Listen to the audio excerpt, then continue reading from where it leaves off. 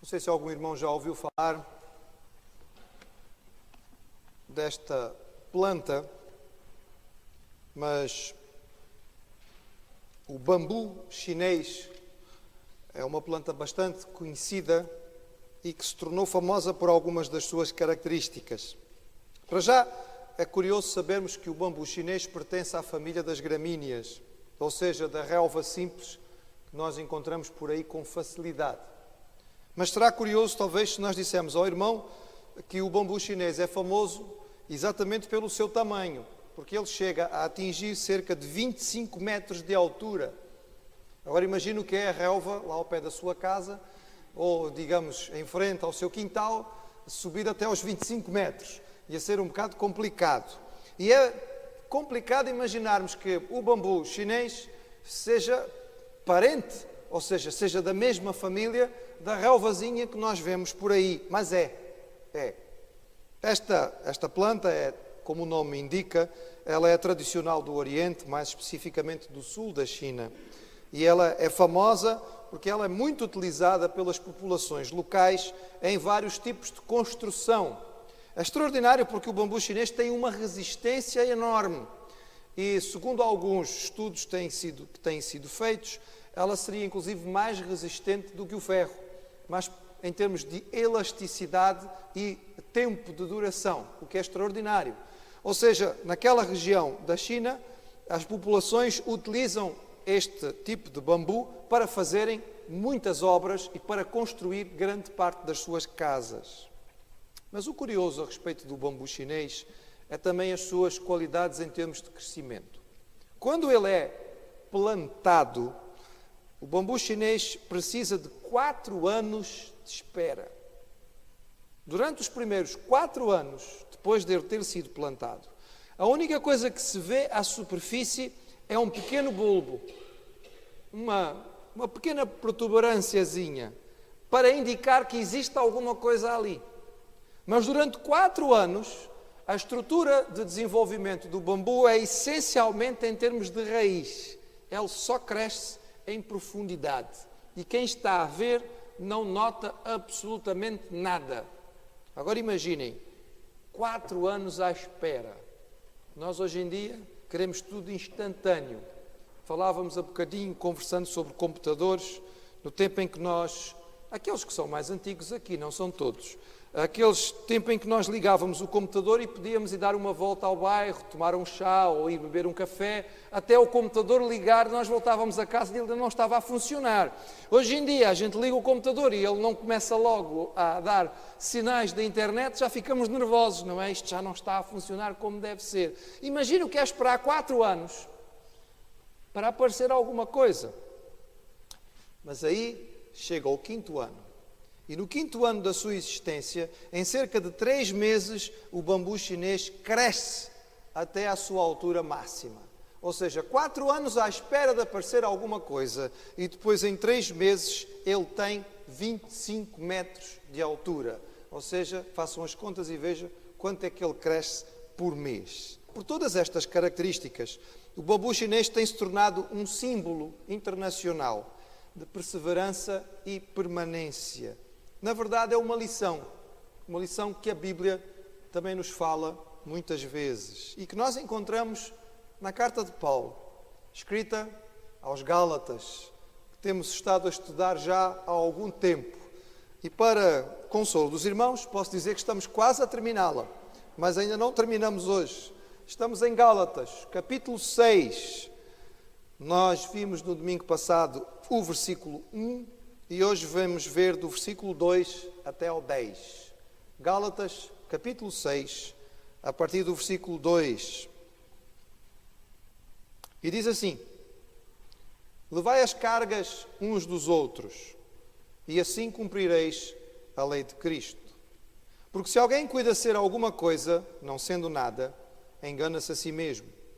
Mas prove cada um a sua própria obra, e terá glória em si mesmo e não noutro. Porque cada qual levará a sua própria carga. E o que é instruído na palavra, reparta de todos os seus bens com aquele que o instrui. Não erreis. Deus não se deixa escarnecer. Tudo o que o homem semear, isso também ceifará. Porque o que semeia na sua carne, da carne ceifará a corrupção, mas o que semeia no Espírito, do Espírito ceifará a vida eterna. Então não nos cansemos de fazer o bem, porque a seu tempo ceifaremos, se não houvermos desfalecido. Então, enquanto temos tempo, façamos bem a todos, mas principalmente aos domésticos da fé. Antes de olharmos para a parte que queríamos salientar neste texto, apenas tirar uma dúvida que pode surgir quando nós estamos a ler, principalmente porque estamos a ler em português e não estamos a ler em grego, que foi a língua que Paulo usou para escrever esta carta. Talvez alguns irmãos, ao lerem, possam dizer assim: pastor, afinal, o que é que Paulo quer em relação às cargas? É para levar as cargas uns dos outros ou é para cada um levar só a sua? Porque no versículo 2 ele diz: levai as cargas uns dos outros. Mas depois no versículo 5 ele diz: cada qual leva a sua própria carga. Então em que é que ficamos? Levamos ou não levamos as cargas uns dos outros? É por isso que eu digo aos irmãos que às vezes é útil quando nós podemos ler isto no original, ou pelo menos saber qual é o sentido original. Na verdade, Paulo não está se contradizendo. Ele está falando sobre coisas diferentes no versículo 2 e no versículo 5. No versículo 2, Paulo está falando sobre cargas e ele usa a palavra que é utilizada no versículo 2, é uma palavra que diz respeito a peso. Ele está falando sobre alguma coisa que que traz uma dificuldade. A palavra original é a palavra baros e tem a ver com dificuldade, com luta, com aflição, com problemas, com traumas, com tribulações. E Paulo está dizendo aos crentes, diante destas coisas, ou seja, das aflições, das tribulações, das lutas, das dificuldades, das aflições, nós devemos ajudar a carregar uns as dos outros. Porque a Igreja de Jesus é feita para isto também. Paulo diz mesmo de forma muito clara: se vocês ajudarem uns aos outros no meio das dificuldades, das tribulações, das lutas, das aflições que temos, estarão cumprindo a lei de Cristo. Porque o Senhor Jesus disse que a lei se resumia em amar a Deus acima de todas as coisas e ao próximo como a si mesmo. Então, quando Paulo fala sobre cargas, no versículo 2, é sobre isto que ele está a falar. Já quando ele fala sobre carga, no versículo 5, a palavra na nossa Bíblia pode ser a mesma, depende da versão ou da tradução que o irmão tiver. A palavra no original é outra completamente diferente. A palavra grega no original, fortion, existe no sentido não de peso ou de dificuldade ou de luta ou de aflição, mas é aqui no sentido de atribuição ou tarefa. Tem a ver com o serviço que é dado a cada pessoa de acordo com as suas qualidades ou capacidades. Então, no versículo 2, Paulo diz: nós passamos por lutas, passamos por problemas, passamos por aflições, passamos por dificuldades. Ajudem uns aos outros nestas coisas. Auxiliem-se. Não deixem que os irmãos em Cristo carreguem as suas dificuldades, enfrentem as suas aflições sem apoio. É preciso que nós nos ajudemos uns aos outros nestas coisas. Mas no versículo 5 ele está a dizer: cada crente foi dotado por Deus, capacitado pelo Senhor para certos tipos de tarefas, para certos tipos de atividades. Cada um de nós recebeu de Deus como que uma atribuição, um serviço. Cada um saiba e cumpra bem o serviço que Deus lhe deu. Os irmãos percebem que há diferença aqui? Apesar de que os versículos podem parecer semelhantes e até contraditórios, na verdade não são. Paulo está colocando cada coisa no seu lugar. Dentro da Igreja do Senhor, tanto devemos aprender a olhar para os nossos irmãos e ajudá-los nas suas dificuldades, como também devemos olhar para nós mesmos. Compreendemos quais são os cargos, as responsabilidades, os talentos e dons que Deus nos deu e usarmos estas coisas capacitados pelo Espírito Santo, cada um sabendo a atribuição que recebeu do Senhor. Mas o texto que Paulo utiliza aqui, que nós lemos este pequeno trecho, dá uma ênfase em algo que nós encontramos sistematicamente na Bíblia e que é conhecido como a lei da semeadura. Aquilo que o homem semear, isso também ceifará.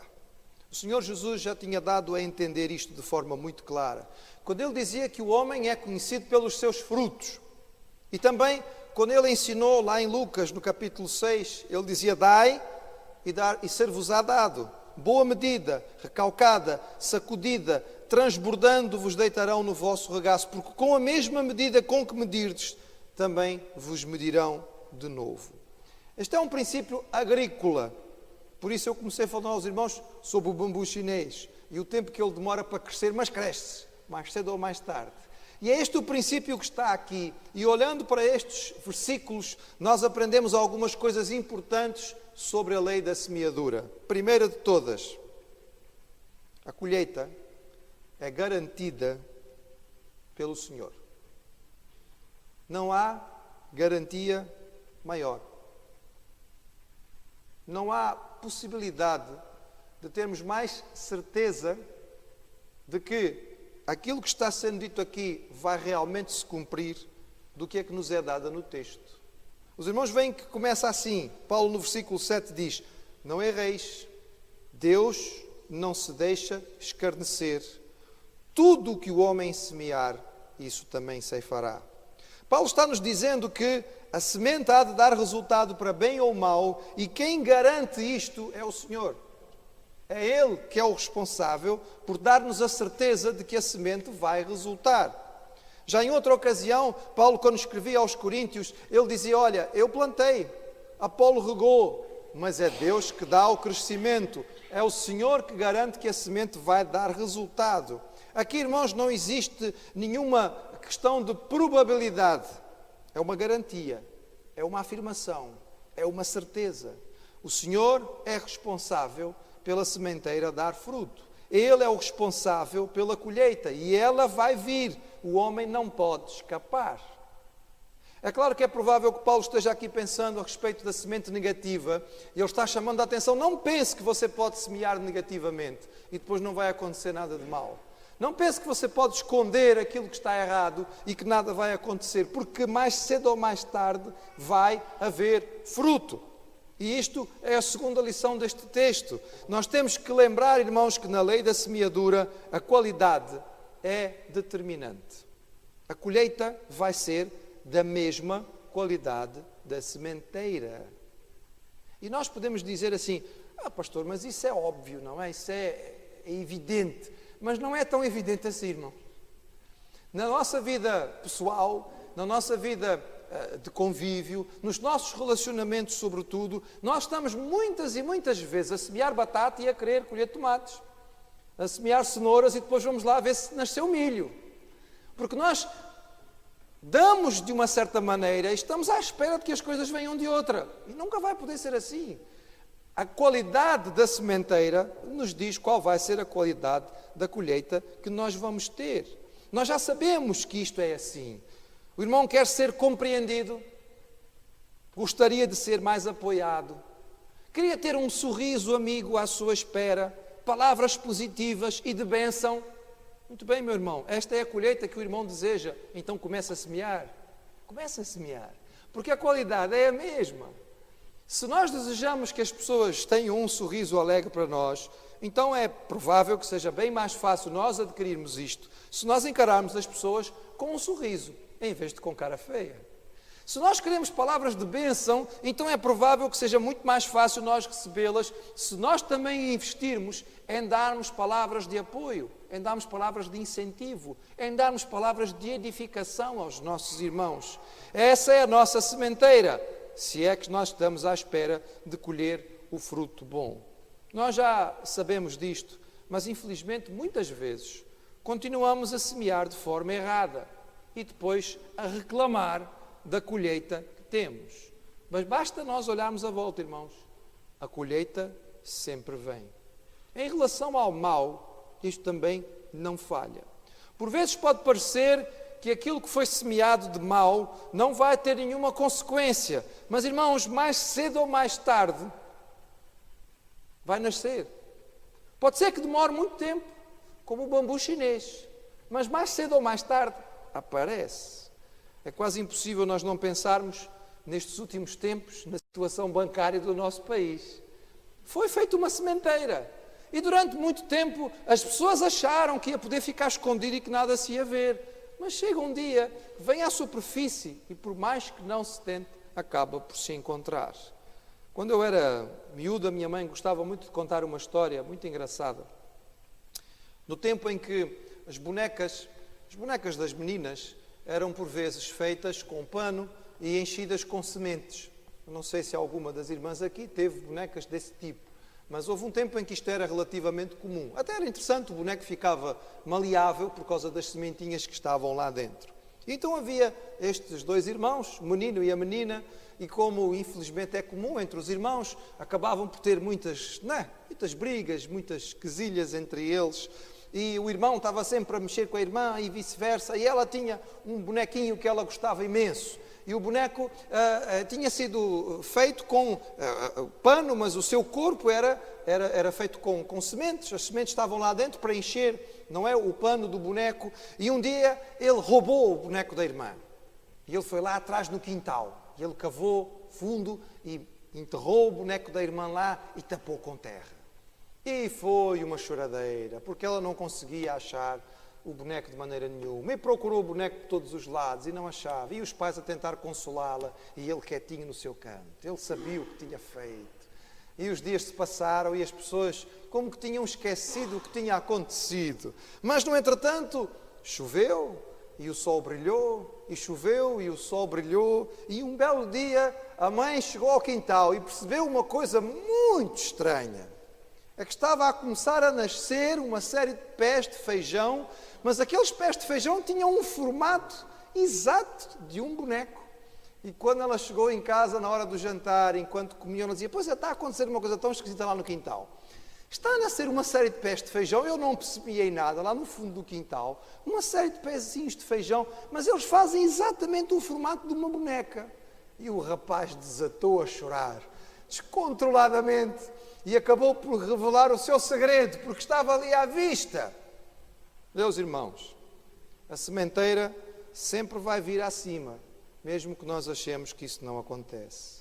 Mas se é verdade, na lei da sementeira, que a qualidade é determinante, também é verdade, irmãos, que a quantidade conta. Será difícil colher muito, se eu semeio pouco. A quantidade pode não ser o mais importante, mas também conta. Eu devo me lembrar que a abundância da colheita é determinada pela abundância da semeadura. Não devo poupar na semente. Lembro-me, irmãos, muito bem de um episódio das minhas tentativas de trabalho agrícola em África. Quero dizer aos irmãos que eu sou um péssimo agricultor, não entendo nada da matéria e todas as minhas experiências foram muito frustrantes. Mas lembro-me em particular desta porque ela ficou-me guardada. Foi quando nós tentamos plantar arroz. É a base do alimento na Guiné-Bissau, ela é fundamental para todas as famílias. E quando chega a época de plantar o arroz, é um momento muito importante do ano. E havia uma quantidade de sacos de arroz separados para usar como semente. Mas eu lembro-me que aquela família começou a ficar com algum peso, a olhar para todos aqueles sacos e a pensar: bem, isto é arroz, é só tirar a casca e comer, tirar a casca e cozinhar, e nós temos aqui comida para bastante tempo. Não lembrando que aquele arroz, ao ser semeado, ia dar muito mais do que aquilo que eles tinham no saco. Mas depois de algum debate entre a família, eles acabaram por decidir deixar metade daquilo que era a semeadura guardada para comer e apenas semear metade daquilo que eles tinham guardado. Pois é, irmãos, a coisa correu muito mal. Correu mal porque aquela sementeira não foi tão produtiva como eles precisavam que fosse. E a verdade é que aquela semente que ficou guardada, eles tiveram que comê-la. Mas comeram num instantinho e ela acabou rapidamente. E eu aprendi uma lição importante, irmãos. A semente que eu guardo, a semente que eu como, não vai dar fruto. Guardar a semente e comê-la não é boa política, porque nós vamos acabar por ficar com fome. Há que abrir mão, há que confiar, há que ser liberal, há que abrir o nosso coração e entender que a sementeira que eu faço em abundância vai-me trazer também a alegria mais tarde. Devemos lembrar, irmãos, quando pensamos na lei da semeadura, que as colheitas por vezes demoram. E elas não podem ser apressadas. Não sei se o irmão já viu alguma vez algum agricultor ou algum fazendeiro que realmente conhece da terra e da semente, plantar uma semente e depois ir todos os dias ali ao lado do campo, fazer força para ver se a semente dá resultado. Já viu? Acho que não, não é? Não deve dar muito certo. Nenhum agricultor verdadeiro que sabe do assunto vai fazer uma coisa destas. Ele sabe que o trabalho dele acabou. Uma vez limpo o campo, uma vez preparado o campo, uma vez colocada a semente, o trabalho dele agora vai ser, quando muito, ir lá um pouco mais para a frente, tirar as ervas daninhas. Mas ele não pode fazer a semente crescer. Ele simplesmente entrega a semente à terra e descansa, porque ele já sabe o que vai acontecer. E espera que a colheita venha. É muito bom e agradável nós semearmos aqueles feijõezinhos que às vezes vemos os nossos filhos semear nos copinhos com algodão lá em casa, não é? Porque eles crescem rapidamente e nós vamos ver todos os dias e está um bocadinho maior do que estava no dia anterior. É rápido e não dá muito trabalho. Mas as sementeiras que demoram mais, como por exemplo o bambu chinês, às vezes dão um bocadinho de angústia. E nós às vezes desanimamos porque estamos ali a semear e olhamos e só vemos aquele bulbozinho e parece que não sai daquilo e não cresce. Mas irmãos, precisamos perseverar, porque a sementeira por vezes demora. Nós não podemos apressá-la, mas a seu tempo os resultados sempre virão. Então, meus irmãos, semeemos. Semeemos em vários campos, que era para poder obter maiores resultados. E aqui eu quero lembrar ao irmão que a sementeira se aplica a todos os aspectos da nossa vida. Por exemplo, nós semeamos na nossa vida pessoal, na nossa vida espiritual. O irmão tem feito isto. O que é que tem semeado na sua vida pessoal? Como tem gasto o seu tempo, entre aspas, livre? Como tem utilizado o seu tempo livre? Sabe, podemos muito bem classificar a pessoa mais pelo tempo livre do que pelo resto. O trabalho e as coisas que temos que fazer, temos que fazer. É com aquele tempo que é nosso, não é? Porque espero que os irmãos não vão para o trabalho a fazer aquilo que lhes apetece, porque no trabalho temos é que fazer o trabalho que o patrão manda. Enquanto lá trabalhamos, o tempo não é nosso. O patrão paga pelo tempo que eu estou a trabalhar. Mas quando o tempo é meu, o que é que eu faço? Como é que estou a investir? Que tipo de semente estou a colocar na minha vida? Que tipo de semente na minha vida espiritual? Eu tenho realmente investido, tenho semeado para que na minha vida espiritual haja bom crescimento. Qual é o investimento que tenho feito na minha família, no meu casamento? Por vezes vemos pessoas a invejarem os casamentos de outras pessoas. Mas é assim, um casamento bom, podem ter certeza absoluta, houve boa sementeira, houve investimento, gastou-se tempo para poder estar a colher aquilo que se está a colher. Em vez de invejarmos aquilo que vemos porventura na vida dos outros, olhemos para o tipo de sementeira que estão a plantar. É isso que nós temos que fazer. O que é que tenho investido na vida da minha igreja? O Senhor tem-me dado a oportunidade para investir na vida dos meus irmãos? Como tenho eu trabalhado em relação àqueles que são as minhas relações? Os meus irmãos em Cristo, os meus amigos de trabalho, os meus relacionamentos. Nós precisamos aprender que em todas as áreas da vida, área intelectual, espiritual, social, psicológica, todas estas podem ser vistas como, de alguma maneira, campo de trabalho no qual eu posso semear. Se encher a minha mente, o meu coração, as minhas mãos de boa semente, certamente eu vou ter uma boa colheita na hora certa de Deus. Há algumas coisas, irmãos, e a palavra de Deus nos ensina, que nós temos um tempo limitado para fazer. O apóstolo Paulo dizia neste texto, enquanto temos tempo. Enquanto temos tempo. Sabe, irmãos, algumas coisas nós só podemos fazer enquanto estamos aqui, nesta vida. É o tempo para semear neste aspecto. Vai terminar. Se o irmão pensar, por exemplo, é capaz de descobrir que, por exemplo, a evangelização é algo que só pode fazer enquanto está nesta vida. Tem confiança da sua salvação, está seguro de que vai para o céu. Então eu quero lhe dar uma informação, talvez não tenha pensado nisso. Quando chegar ao céu não vai precisar mais evangelizar ninguém. Não vai precisar mais dar testemunho. Todos os que estão ali foram salvos pelo sangue de Jesus. O tempo que nós temos para fazer essa sementeira é aqui. É agora. É nesta vida que o Senhor nos deu. Um dia nós não vamos mais poder fazer isto.